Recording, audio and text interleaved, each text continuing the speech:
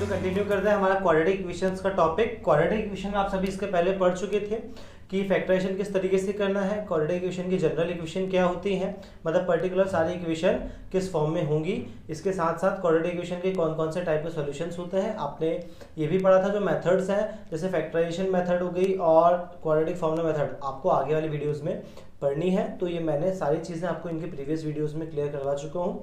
देखिए जो quadratic equation है ये काफ़ी इंपॉर्टेंट हो जाता है वर्ड प्रॉब्लम्स के लिए, क्योंकि क्वाड्रेटिक इक्वेशन में जितने जो पोर्शंस हैं इनमें सबसे ज़्यादा जो क्वेश्चंस आते हैं वो आते हैं वर्ड प्रॉब्लम सेक्शन से। और वर्ड प्रॉब्लम का सबसे इंपॉर्टेंट पार्ट होता है कि जो वर्ड प्रॉब्लम है उसे आप इक्वेशन में कैसे कन्वर्ट करें, ठीक है ना। काफ़ी बच्चे क्या करते हैं, कन्वर्ट नहीं कर पाते हैं, क्वेश्चन पढ़ते हैं और उसे इक्वेशन में कन्वर्ट नहीं कर पाते हैं, ठीक है। मगर वर्ड प्रॉब्लम को इक्वेशन में कन्वर्ट करने के लिए आपको थोड़ा दिमाग लगाना पड़ेगा और जो इंपॉर्टेंट चीज़ें क्वेश्चन में दी जा रही हैं उसे गिवन में क्या करना पड़ेगा, नोट करना पड़ेगा। तो हमने जो क्वाड्रेटिक इक्वेशंस के काफ़ी जो भी इसके पहले जो वीडियो बना चुके हैं उसमें आप लोग को मैंने इक्वेशन सॉल्यूशन वगैरह के पैटर्न पे बताया था, और इसके जस्ट पहले वाले वीडियो में मैंने आपको क्या बताया था इसके बारे में कि जो वीडियोज़ हैं उसमें वर्ड प्रॉब्लम किस तरीके से सॉल्व की जाए, ठीक है। 3 वर्ड प्रॉब्लम ने वहाँ पे सॉल्व करी थी, मगर जो चौथी वर्ड प्रॉब्लम है उसका कंसेप्ट थोड़ा सा अलग है, क्योंकि ये वर्ड प्रॉब्लम है ट्रेन रिलेटेड क्वेश्चंस पे। और जब ट्रेन रिलेटेड क्वेश्चंस आते हैं तो इसमें थोड़ा सा कंसेप्ट अलग हो जाता है, क्योंकि इसमें जो फॉर्मूलेज हैं वो डिफरेंट यूज़ होते हैं और थोड़ा सा आपको मेथड भी चेंज करनी पड़ती है सॉल्यूशन के लिए। इसलिए मैंने इसके लिए अलग से वीडियो बनाया है ताकि आने वाले जितने भी ट्रेन वाले क्वेश्चंस हो उनका बेसिक आपको यहाँ पे मिल सके। चलिए तो स्टार्ट करते हैं। देखिए इसमें 2 मेन फॉर्मूलेज होंगे जो ट्रेन वाले क्वेश्चन में हम यूज़ करेंगे, ठीक है ना। फॉर्मूला होता है कि speed is equals to distance upon time. आप सभी ने इसके पहले भी पढ़ चुके हैं, speed is equals to distance upon time. ये फॉर्मूला मोस्टली ट्रेन वाले क्वेश्चंस में यूज़ होता है, क्योंकि ट्रेन वाले क्वेश्चन में स्पीड, डिस्टेंस और टाइम की बात होती है। आप इसके अकॉर्डिंग कुछ भी आप चेंज कर सकते हैं। भाई अगर आपको डिस्टेंस निकालना है तो आप क्या करते हैं, इसको यहाँ पे भेज दीजिए, तो ये क्या हो जाएगा, speed into time is equals to distance. या आपको टाइम निकालना है तो आप टाइम को वहाँ भेज दीजिए, तो स्पीड कहाँ जाएगी, नीचे जाएगी, तो ये हो जाएगा डिस्टेंस अपॉन स्पीड भी हो जाएगा।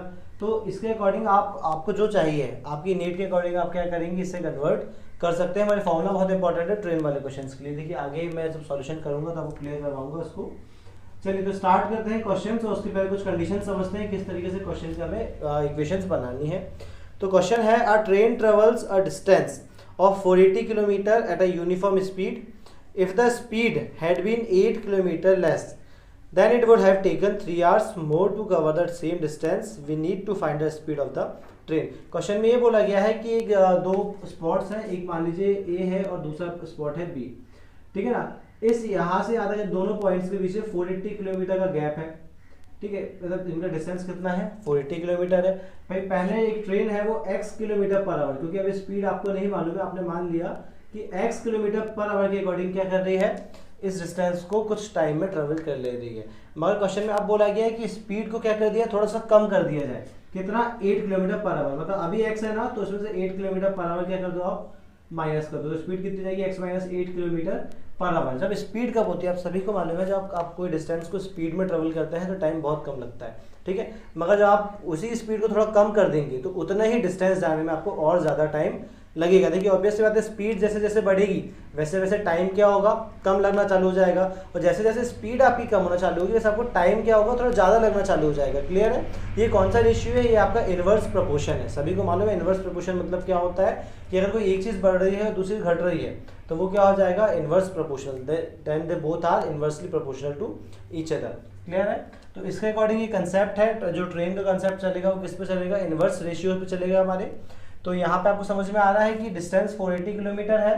पहले अगर स्पीड x थी तो कुछ टाइम लगा था, ठीक है ना, मगर अब स्पीड क्या हो गई है, थोड़ी सी कम हो गई है, तो क्या लगा, थोड़ा ज़्यादा टाइम लग रहा है। डिस्टेंस उतना ही है, पॉइंट्स वही है, ट्रेन भी क्या है वही है, बस उसकी स्पीड क्या कर दी गई है, थोड़ी सी कम कर दी गई है, ठीक है। तो कम इसके साथ उसको जो टाइम लग रहा है थोड़ा सा ज़्यादा लग रहा है। भाई पहले जितना भी टाइम उसको लग रहा था और बाद में स्पीड कम करने का जो टाइम लग रहा है, इन दोनों के बीच में 3 आवर्स का डिफरेंस आ रहा है। कितने आवर्स का, इन दोनों के बीच में आपको 3 आवर्स का क्या मिल रहा है, डिफरेंस। मतलब इसका टाइम निकाल दो और इसका टाइम निकाल लो और दोनों को माइनस करोगे ना आप, तो माइनस करने पे आंसर जो आपका मिलेगा वो क्या मिलेगा, आपको 3 आवर्स का डिफरेंस मिलेगा। तो दोनों का जो माइनस आएगा वो क्या आएगा, 3 आएगा। यहाँ तक सभी को क्लियर है। चलिए क्वेश्चन को हम आगे सॉल्व करते हैं। तो देखिए सबसे पहले क्वेश्चन में हमें ये बोला गया कि फाइंड द यूजुअल स्पीड, मतलब उसकी एक्चुअल स्पीड क्या थी। तो हम यहीं से सपोज करते हैं, क्वेश्चन की स्टार्टिंग हमेशा कहाँ से होती है, इसी पॉइंट से होती है। जो चीज़ आपको निकालने बोला जाए आप उसी को क्या करें, सपोज करें। तो चलिए हम सॉल्व करते हैं। Let the usual speed of train be x kilometre per hour. हमने मान लिया कि जो यूजुअल स्पीड है, नॉर्मल स्पीड है, वो कितनी x किलोमीटर पर आवर। अब देखिए क्वेश्चन में क्या बात हो रही है, डिस्टेंस दिया है आपको और स्पीड आपने सपोज कर ली गई है। मतलब पूरा जो क्वेश्चन घूम रहा है ना, वो किसके अराउंड घूम रहा है, उसके टाइम के अराउंड, ठीक है ना। जो पूरा क्वेश्चन है वो किसके अराउंड चल रहा है, उसके टाइम के अराउंड चल रहा है। क्यों? क्योंकि टाइम से ही पता चल रहा है कि उसे कितना लेट आ रही है, कितना जल्दी आ रही है, ठीक है। तो आपको टाइम निकालना कंपलसरी है। तो पहले पता करें, तो पहले आपकी स्पीड कितनी थी, x। आपको ये मालूम है जो टोटल डिस्टेंस आपको देके रखा हुआ है, total distance of journey, total distance of journey जो कि कितना है आपका 480 किलोमीटर। तो पहले ये पता करें कि आपको इसके अकॉर्डिंग कितना टाइम लग रहा है, ठीक है। तो हम मान लेते हैं कि time taken with usual speed, normal speed से टाइम कितना लगेगा, तो टाइम का फॉर्मूला सभी को मालूम है। देखिए speed is equal to distance upon क्या होता है, टाइम। तो टाइम का क्या हो जाएगा,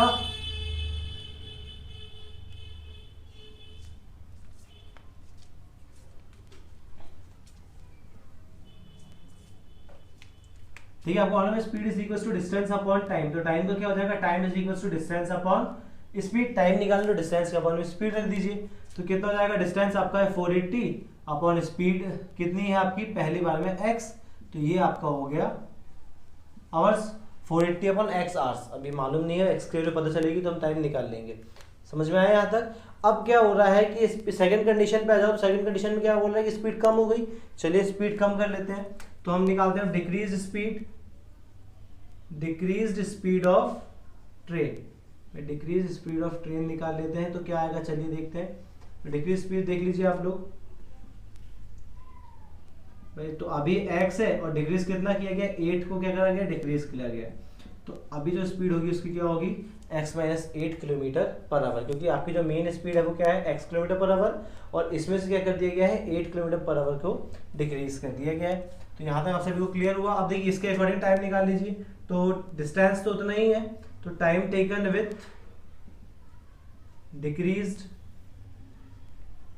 time taken with decreased speed, ये कितना हो जाएगा। अगेन भाई आपका डिस्टेंस है 480 अपॉन स्पीड कितनी, x minus 8 kilometre per our.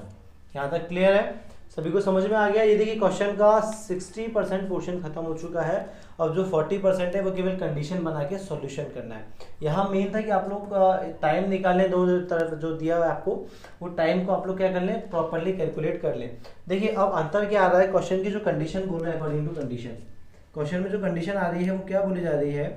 Question की कंडीशन ये है कि आपको ये बताना है कि इन दोनों में 3 आवर्स का क्या आ रहा है, डिफरेंस आ रहा है। तो x की वैल्यू क्या होगी। तो देखिए किन दोनों के बीच में 3 आवर्स का डिफरेंस आ रहा है। पहला जो नॉर्मल टाइम था और दूसरा जो बाद में लिया गया टाइम है, उसमें कितना डिफरेंस आ रहा है। तो डिफरेंस वर्ड से आपको क्या क्लियर होता है, सब्सट्रैक्शन। डिफरेंस का मतलब होता है माइनस करना, ठीक है ना। डिफरेंस मतलब क्या होता है, माइनस करना। माइनस करेंगे आप तो किस वैल्यू को किस क्वांटिटी से माइनस करें।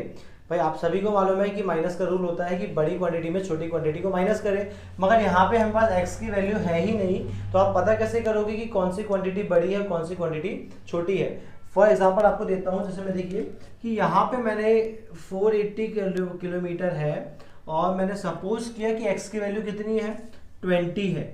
जब मैं इसे कैंसिलेशन करूंगा तो मेरे पास आंसर क्या आएगा, 2 2 4 2 4 24, ठीक है ना। मगर अगर मैं इस वैल्यू को 10 के से कम कर दूं, है ना, मैं बोलूं कि पहले स्पीड थी 20 किलोमीटर पर आवर और अब वो घट के हो गई 10 किलोमीटर पर आवर, ठीक है ना। तो अब मैं निकालूंगा 10 किलोमीटर पर आवर के हिसाब से उसका टाइम कितना लग रहा है, तो उसको 48 आवर्स लग रहे हैं, ठीक है। तो क्या हुआ, देखिए हमेशा क्या होगा, नॉर्मल स्पीड से जो टाइम लगेगा वो कम टाइम होगा, मतलब वो वैल्यू छोटी होगी।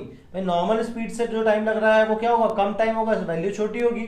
और वही अगर डिक्रीज स्पीड मतलब कम स्पीड के साथ अगर टाइम देखा जाए तो उसका टाइम क्या होगा, ज़्यादा होगा। मतलब ये स्पीड भले ही कम है मगर जो यहाँ से टाइम लग रहा है वो क्या है, ज़्यादा है। और आपको जो क्वेश्चन की कंडीशन में क्या बोला गया है, क्वेश्चन की कंडीशन में यही बोला गया है कि जो डिफरेंस है उनके टाइम का वो है 3 आवर्स, मतलब दोनों के टाइम में अंतर कितने का आ रहा है, 3 आवर्स। तो बड़े वाले टाइम में से छोटे वाले टाइम को आप क्या करें, माइनस करें। और देखिए इस तरीके से आपको समझ में आए तो ज़्यादा बेटर है। तो जो मैंने आपको तरीका बताया उसके अकॉर्डिंग क्या हो जाएगा कि भाई 480/x का जो आंसर आएगा वो छोटा आंसर आएगा क्योंकि स्पीड ज़्यादा है, टाइम कम लगेगा। मगर 480 अपॉन x माइनस 8, क्योंकि एक्चुअल स्पीड और कम हो चुकी है, स्पीड कम हो गई तो टाइम ज़्यादा लगेगा, तो ये वैल्यू क्या आएगी, आगे आएगी और ये वैल्यू आएगी पीछे। और अगर इतना सारा कंसेप्ट याद नहीं रहता है तो एक शॉर्ट ट्रिक मैंने आप लोग के लिए बनाई है कि आप सभी ने नंबर लाइन देखा हुआ है, सभी को मालूम है नंबर लाइन क्या होती है, क्लियर है। तो नंबर लाइन में क्या आता है, पहले 0 आता है और उसके पहले नेगेटिव नंबर्स, उसके बाद पॉजिटिव नंबर, सभी को नंबर लाइन याद है, ठीक है ना।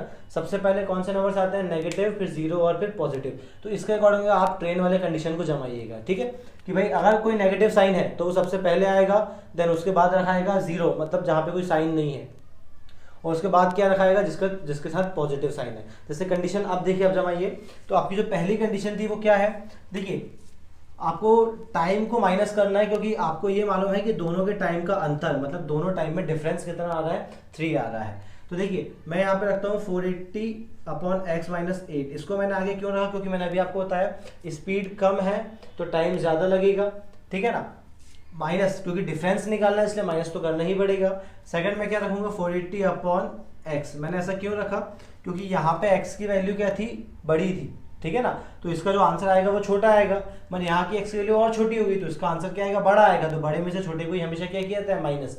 ये तो कंसेप्चुअल वाइज हो गई। अब ट्रिक वाइज देखिए कि पहले हमेशा जमेगा कौन सा, नेगेटिव साइन वाला, तो माइनस वाला साइन हमेशा आगे आएगा, देन 0 साइन वाला, मतलब जिसका कोई साइन नहीं है, एक्स के देखिए आप पीछे क्या है, प्लस या माइनस कुछ भी नहीं है, तो 0 साइन वाली इक्वेशन इक्वल टू में आपका जो भी डिफरेंस होगा, जितना भी टाइम का अंतर आएगा, चाहे वो टाइम बढ़ रहा हो चाहे वो टाइम घट रहा हो, इक्वल टू में वो टाइम रखाएगा।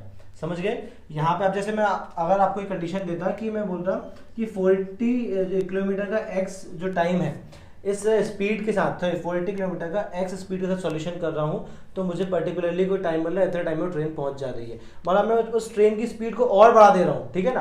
ट्रेन की स्पीड मान लीजिए मैं क्या कर दे रहा हूँ 488 किलोमीटर पर आवर से बढ़ा दे रहा हूँ, तो अब जो नई स्पीड कितनी होगी, बढ़ेगी, तो प्लस हो गया। भाई ट्रेन की पहली स्पीड थी एक्स और बढ़ा रहे हो तो क्या हो गया, प्लस हो गया, तो x plus 8 kilometre per our हो गया। तो ऑब्वियसली बात है कि यहाँ पे जो स्पीड थी वो कम थी और यहाँ पे जो स्पीड क्या है, ज्यादा है, तो यहाँ पे टाइम लगेगा वो क्या होगा, यहाँ जो टाइम लगेगा वो कम होगा, तो यहाँ पे जो टाइम लगेगा वो ज्यादा होगा। अब इस कंडीशन में मुझे यहाँ कंडीशन जमानी है, तो मैं कैसे जमाऊंगा, भाई नंबर लाइन में देखो, ये पहले नेगेटिव तो दोनों में नेगेटिव साइन नहीं है, 0 वाला ये 0 वाला नंबर है और ये प्लस वाला तो बाद में प्लस वाला नंबर, तो इन दोनों को मैं क्या कर दूंगा, माइनस, और इक्वल टू में जितना भी इनके टाइम में अंतर आ रहेगा वो रख दूंगा। समझ गए। ये केवल ट्रिक किसके लिए है कि आप लोग जब टाइम निकाल लो, ठीक है ना, तो टाइम निकालने के बाद किसको आगे रखा जाए किसको पीछे रखा जाए, इसमें बहुत बड़ा कंफ्यूजन क्रिएट होता है सॉल्यूशन करते टाइम, तो इसलिए मैंने आपको वो चीज अभी ही क्लियर करवा दी है।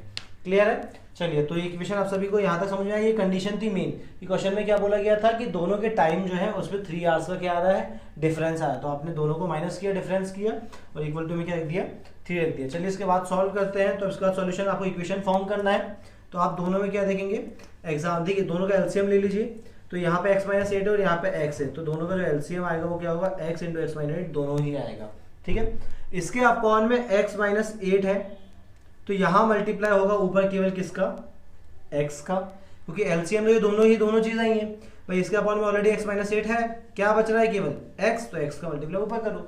इसके अपॉन में x है, x माइनस 8 नहीं है, तो इसमें किसका मल्टीप्लाई होगा, x माइनस 8 का। चलिए करते हैं, तो 480 इंटू एक्स क्या हो जाएगा, 480x माइनस, अब इसका मल्टीप्लाई यहाँ आपको करना है, तो देखिए 480 इंटू एक्स, 480 इंटू एक्स हो गया आपका 480x, देन माइनस और माइनस प्लस। क्लियर है, यहां तक आप सभी को समझ में आ गया। 480x तो यहाँ क्लियर है, माइनस 480 इंटू एक्स आपने क्या कर लिया है, 480x आ गया है। अब इसके बाद आपको क्या करना है, 480 का 8 में मल्टीप्लाई करना, तो ये माइनस और ये माइनस, ये दोनों माइनस आपस में मिलकर क्या हो जाएंगे, प्लस। माइनस माइनस क्या हो जाता है आपका, प्लस हो जाता है। हाँ क्लियर है, माइनस माइनस क्या हो जाएगा आपका प्लस। आप 480 का 8 से मल्टीप्लाई करें तो काफ़ी टाइम लगेगा, जल्दी, मतलब जिन बच्चों का मल्टीप्लिकेशन जल्दी हो सकता है वो लोग कर लेंगे, मैं जिन कुछ बच्चों को टाइम लगता है तो बिल्कुल टाइम यूज़ करें, कोई आपको जल्दी नहीं है सॉल्यूशन की, मगर आंसर आप क्या है मल्टीप्लिकेशन करने पर सही है। मैंने मल्टीप्लाई करके रखा है ऑलरेडी, इसका आंसर है 3840, तो यहाँ पर आपका जाएगा 3840 इक्वल टू में आपका 3 है। क्लियर है। चलिए इसके बाद आप सॉल्व करते हैं, तो देखिए इसके बाद सॉल्यूशन क्या आ रहा है, ये प्लस का 480x और माइनस का 480x तो कैंसिल हो गया। अगर इस पोर्शन में अगर आपको कोई प्रॉब्लम जा रही होगी तो आप रिवाइंड करके वापस एक बार समझ लेना, ठीक है। अब यहाँ पे कैंसिलेशन के बाद क्या बच रहा है, केवल 3840, ऊपर क्या बच रहा है 3840 अपॉन में देखिए, अब ये ब्रैकेट को ओपन कर लीजिए, ये x और x माइनस 8 है तो ब्रैकेट को ओपन करिए, तो x का क्या होगा अंदर मल्टीप्लीकेशन होगा, तो x इंटू एक्स, ये हो जाएगा आपका एक्स स्क्वायर, देन बीच का माइनस का साइन एज इट इज, और x इंटू 8, ये आपका क्या होगा 8x, 3840, और यहाँ पे क्या होगा x इंटू एक्स माइनस 8, तो x into x x square, और x इंटू 8 माइनस का 8x इक्वल टू में क्या बचेगा आपके पास, बचेगा 3 बचेगा। यहाँ तक क्लियर है? चलिए आगे देखते हैं इसके बाद, चलिए आगे सॉल्व करते हैं। तो कंटिन्यू करें, अभी तो इक्वेशन ही फॉर्म कर रहे हैं हम लोग, तो इक्वेशन फॉर्म करते हैं। तो देखिए अब ये अपॉन वाली चीज को आप ले जाए इक्वल टू में, क्योंकि इक्वेशन बना, तो यहाँ पे 3840 एज इट इज रहेगा इक्वल टू 3 के मल्टीप्लाई में क्या चले जाएगा, पूरा की पूरा एक्स स्क्वायर माइनस 8x, सभी को मालूम है इसकी वैल्यू निकाला, डिवाइड वाली चीज कहाँ जाएगी ऊपर मल्टीप्लाई में, देन यहाँ पे आप करेंगे तो 3840 इक्वल टू ये हो जाएगा 3x स्क्वायर माइनस, ठीक है, यहाँ पे 3 8 24x, यहाँ तक क्लियर दिख रहा है? ठीक है। और एक चीज़ वैसे एक चीज़ और आपको मैं बता दूं, इतना नहीं करना हो तो ज़्यादा और बेटर ऑप्शन क्या है देख लीजिए। वो ऑप्शन ये है कि देखिए जो ये नंबर है ना, ये 3 से क्या हो रहा है, डिवाइड हो रहा है, तो इस 3 को यहाँ पे अंदर मल्टीप्लाई करने की जगह, ठीक है ना, आप चाहें तो अंदर मल्टीप्लाई करके भी इक्वेशन फॉर्म कर सकते हैं, मैं उसका सॉल्यूशन बढ़ा जाएगा, कोई मतलब नहीं है। आपको यहाँ क्लियर दिख रहा है कि जो ये 3 है ना भाई, यहाँ इसके साथ मल्टीप्लाई में है, तो अगर मैं इस 3 को यहाँ पे लाना चाहूँ तो मल्टीप्लाई की जगह यहाँ पे क्या आएगा, डिवाइड में आएगा, और जब ये 3 यहाँ पे डिवाइड में आएगा तो इस पूरे को डिवाइड कर देगा। तो हम 3 को कहाँ ले जाएं, यहाँ पे नीचे ले आए, और इक्वल टू में क्या बचेगा आपका x square minus 8x। Clear है? अब 3 से कैंसिल करिए तो ये आपका हो जाएगा 3 1 3, अगेन 3 2 6, यहाँ पे 2 रिमाइंडर, 3 8 24, और यहाँ पे 0 as it is equal to x square minus 8x, और इक्वेशन बना लीजिए तो इसको यहाँ पे ले आइए, तो क्या हो जाएगा x square minus 8x, plus का 1280 हो जाएगा माइनस का 1280, और आगे का सॉल्यूशन क्या हो जाएगा इसके बाद आपका इक्वल टू बचेगा आपका 0। ये आपकी मेन इक्वेशन बन के आ चुकी है सॉल्यूशन के लिए। अब केवल इसे फैक्टराइज करना है और स्पीड ऑफ ट्रेन निकालना है। तो फैक्टराइजेशन आपको बताया था कि 1820 है, सॉरी 1280 लास्ट का नंबर, तो आप क्या करेंगे, इसका सबसे पहले एलसीएम निकाल लेंगे, ठीक है ना, डायरेक्टली फैक्टराइजेशन करना, फॉर्मूला सेट लगाना तो वैसे भी लगा सकते हो आप। तो देखिए 2 6 12, 2 4 8 0, देन अगेन 2 3 6, 2 2 4 0, देन अगेन 1 2, ये हो जाएगा इसके अकॉर्डिंग, देन आगे सॉल्व करिए, सॉल्व करते चलिए तो आपको आंसर मिलते जाएंगे। ये हो गया आपका सॉल्व, ठीक है ना, यहाँ तक समझ में आया आप सभी को। अब ग्रुपिंग करना है, ऐसे दो नंबर देखना है जिनको मल्टीप्लाई करने पर 1280 आए और माइनस करने पर 8 आए। अब इनके अलग अलग फॉर्म बनाइए। देखिए मल्टीप्लाई करने पर क्या है 1280 और माइनस करने पर 8 आए, तो मैं अलग अलग फॉर्म बनाता हूँ। जैसे ये हो गया 5 2 10, ठीक है ना, 5 2 10 हो गया है, और अगर मैं यहाँ से यहाँ तक पूरा मल्टीप्लाई करूँ इनको, तो जो भी आंसर आएगा उसमें 10 का माइनस करेंगे तो 8 का गैप तो नहीं आने वाला, क्योंकि इसकी वैल्यू क्या आने वाली है, बहुत बड़ी आने वाली है। तो मैं और बढ़ाता हूँ इसको आगे, तो मैं यहाँ कर लेता हूँ 5 2 10 और 10 2 20, और यहाँ से इनका ग्रुपिंग कर लेता हूँ, तो ये आपका हो जाएगा 64, ठीक है ना, ये हो जाएगा 2 2 4 4 2 8, और 8 8 64 में से आपका 20 गया, तब भी आपका 8 नहीं बच रहा है। चलिए अगर मैं इसको और आगे बढ़ा लूँ और इसको यहाँ पे ले आऊँ, ठीक है, तो 5 2 10, 10 2 20, 22 40, और ये आपका हो गया 5, 2 2 4, 4 2 8, 8 16 क्या आप आगे बढ़ा सकते हैं। क्लियर, यहाँ तक सभी को समझ में आया? ये दिख रहा है, देखिए आपको यहाँ का सॉल्यूशन है, आप लोग मल्टीप्लाई कर लें तो 2 2 4, 4 2 8, 8 2 16, और 16 2 32। हाँ ये देखिए यहाँ 40 बन रहा है और यहाँ पे क्या बन रहा है 32, तो 40 और 32 का माइनस करेंगे तो आंसर क्या आएगा आपको 8 आएगा, मतलब आपको दो नंबर्स मिल गए। समझ में आया? आप लोग अपने मन से भी दो नंबर डायरेक्टली भी सोच सकते हैं, किसी को फाइंड आउट हो रहे हैं कि जिनको मल्टीप्लाई करने में 1280 आए और माइनस करने पर 8 आए। चलिए तो आपको दो नंबर मिल गए एक्स स्क्वायर। अब आप क्या करेंगे, पीछे की पूरी एज इट इज वैल्यू लिख देंगे, ठीक है, इक्वल टू 0 रहेगा, पीछे की एज इट इज रहेगी, केवल चेंज कहाँ आएगा ये इस नंबर की जगह पे। तो आप 40 को आप क्या लिखोगे 8 को आप लिखोगे 40 माइनस 32, क्योंकि 40 में से जब 32 आपका जाएगा तो आपका आंसर क्या बचेगा 8 बचेगा। बाकी x माइनस 1280 आपका एज इट इज सामने चलता रहेगा। क्लियर है? चलिए इसके आगे हम सॉल्व करते हैं। तो अब तो इजी हो गया है, ये एक्स स्क्वायर माइनस ये हो जाएगा आपका 40x, और यहाँ पे माइनस का साइन है तो काफी ध्यान रखना है, इस माइनस का अंदर इस माइनस का मल्टीप्लाई होगा तो माइनस माइनस क्या हो जाएंगे प्लस और ये हो जाएगा 32x माइनस 1280 इक्वल टू 0। देखिए अगेन दो का ग्रुप, बीच का sign as it is normal. अब इन दोनों में से x कॉमन निकाला तो यहाँ क्या बचेगा x माइनस 40, यहाँ प्लस इन दोनों में से आप क्या देखिए यहाँ पे x बच रहा है तो यहाँ भी x बचना चाहिए, तो 32 क्या आ जाएगा बाहर। अब क्या बच गया केवल x, देखिए यहाँ भी x, यहाँ भी x बच गया। देन यहाँ 20 का प्लस है तो साइन एज इट इज रहेगा अंदर का, और ये भी 40 टाइम्स में ही आएगा, इक्वल टू क्या हो गया 0। x माइनस 40 दोनों तरफ है तो हमने कॉमन निकाल लिया, और यहाँ क्या बचा है x प्लस 32 इक्वल टू 0। और अब इनकी वैल्यू निकाल दो, x माइनस 40 इक्वल टू 0, तो x की वैल्यू आ गई आपकी 40, और x प्लस 32 इक्वल टू 0, तो x की वैल्यू आ गई आपकी माइनस का 32। और आप सभी को मालूम है कि स्पीड जो होती है वो कभी भी नेगेटिव नहीं होती है, इसलिए इसको आप क्या कर देंगे, नेगलेक्ट कर देंगे। तो आपकी जो यूजुअल स्पीड आ रही है, usual speed of train is 40 kilometre per our. Decrease speed कितनी है 8 माइनस कर दी तो 32। क्लियर है, काफ़ी इजी था ये सॉल्यूशन, मैंने आपको इसके पहले भी फैक्टराइजेशन समझा चुका हूँ, तो आप वहाँ इसके जो प्रीवियस वाले वीडियोस है वहाँ जाके ये मेथड मैंने बताई थी अभी, और अच्छे से देख सकते हैं। ठीक है, ये ट्रेन वाला कंसेप्ट पूरा खत्म होता है। ये वीडियो थोड़ा सा लंबा इसलिए किया है क्योंकि मैंने आपको पूरा डिटेल्ड सॉल्यूशन बताया है, और इससे ज़्यादा डिटेल्ड सॉल्यूशन इसका हो भी नहीं सकता। ठीक है, जितना ईजीएस्ट वे में मैंने आपको समझा सकता था उतना ईजीएस्ट वे में मैंने आपको समझाया है, और इससे ज़्यादा डिटेल सॉल्यूशन इसका पॉसिबल नहीं है। देखिए टाइम इसलिए लगेगा कि आप फर्स्ट टाइम पढ़ रहे हैं, जैसे जैसे प्रैक्टिस करते जाओगे ये टाइम रिड्यूस होते ही जाएगा, और आपको बहुत कम टाइम इस क्वेश्चन को आप सॉल्व कर लोगे। अगर कुछ प्रॉब्लम जाएगी तो आप लोग रिवाइंड करके वीडियो को पर्टिकुलर पोजीशन से क्या करेंगे, स्टार्ट करके वापस देख सकते हैं। ओके, ये आपके सामने आंसर है, आप लोग इसको पॉज करके नोट कर सकते हैं। ठीक है, और अगर वीडियो पसंद आया तो आप लाइक करें और चैनल को सब्सक्राइब करें। क्लियर है? Okay, thank you.